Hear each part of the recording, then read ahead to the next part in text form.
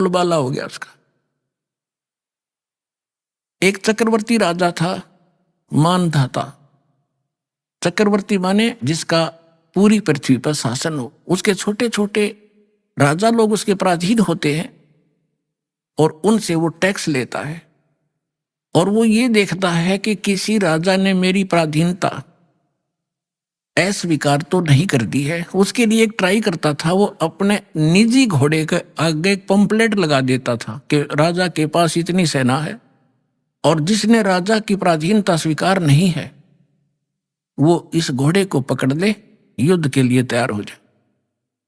इस प्रकार वो घोड़ा छोड़ दिया, साथ में सैनिक, अन्य घोड़ों पर सवार, वो खाली। चुनक ऋषि की कुटिया के पास से गुजरे। चुनक ऋषि ने जाते समय भी देखा, फिर आते समय जब सारा घूम कर आगे किसी ने घोड़ा पकड़ा नहीं, युद्ध स्वीकार किया नहीं। चुनक ऋषि ने पूछा कि भी कहां गए थे सैनिकों, इस घोड़े पे सवार क्यों नहीं है तुम्हारे पे? सैनिकों ने बताया कि ऋषि जी, ये मानधाता चक्रवर्ती का घोड़ा है, इस पर कोई बैठ नहीं सकता। इसके पंपलेट पर आगे लिखा हुआ गले में 72 करोड़ सेना है हमारे राजा के पास। तो ऋषि ने पूछा कि कहाँ गए थे, कैसे ऐसे गए थे?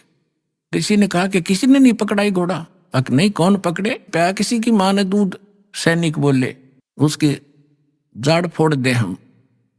अब ऋषि ने सोचा भी राजा का विमान हो गया, मैं इसका विमान ठीक कर दूं। बता, रिमोट काल के हाथ में बना दिया एटम बम पहले चुनक ऋषि, और फिर रिमोट ऑन कर दिया ताकि इसको करता हूं राजा को ठीक। राजा का फील्ड अलग और साधु संता का फील्ड न्यारा। वो क्यों भी बेमतलब टांग अड़ाऊं एक दूसरे के बीच में?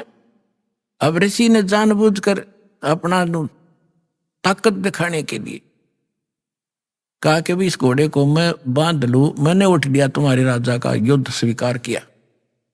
सैनिक बोले, अगर कंगले तेरे दाने तो खाने को नहीं, तू क्यों अपनी सामत बोल लेता है, मोल ले रहा है, चुप करके जप ले माला। ऋषि में भी पूरा हंगा पाक रहा था, अरे ताकत रटा नहीं करे जीव है, इसका नाश करा के छोड़ दिया करे। तो उसने क्या कहा कि ठीक है भाई, मेरे भाग में यह लिख रखी होगी, तुम्हारे राजा से मरना होगा, मैंने जाके दो उनको, घोड़ा बांध दो यहीं पर। अब राज सैनिकों ने जाके बता दिया, जी ऐसे ऐसे बात है, एक चुनक नाम के ऋषि ने आपका युद्ध स्वीकार कर लिया। अब मंत्रीगण इकट्ठे हुए कहने लगे, राजन, आज एक व्यक्ति की हिम्मत पड़ी है आपके साथ चीटिंग करने की, कल दूसरे की पड़ेगी। Nip the evil in the bud, बुराई को शुरू से ही खत्म कर देना चाहिए।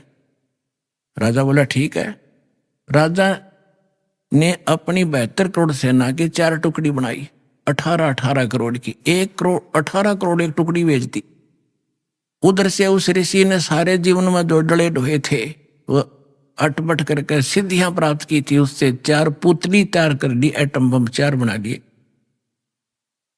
परमाणु बम। एक परमाणु छोड़ दिया पुतली, उसने 18 करोड़ कत्लेआम कर दिया। राजा ने दूसरी सेना भेज दी, ऋषि ने दूसरी पुतली, यानी 72 करोड़ सेना का सत्यानाश कर दिया उस ब्रह्म के काल के पुजारी ने।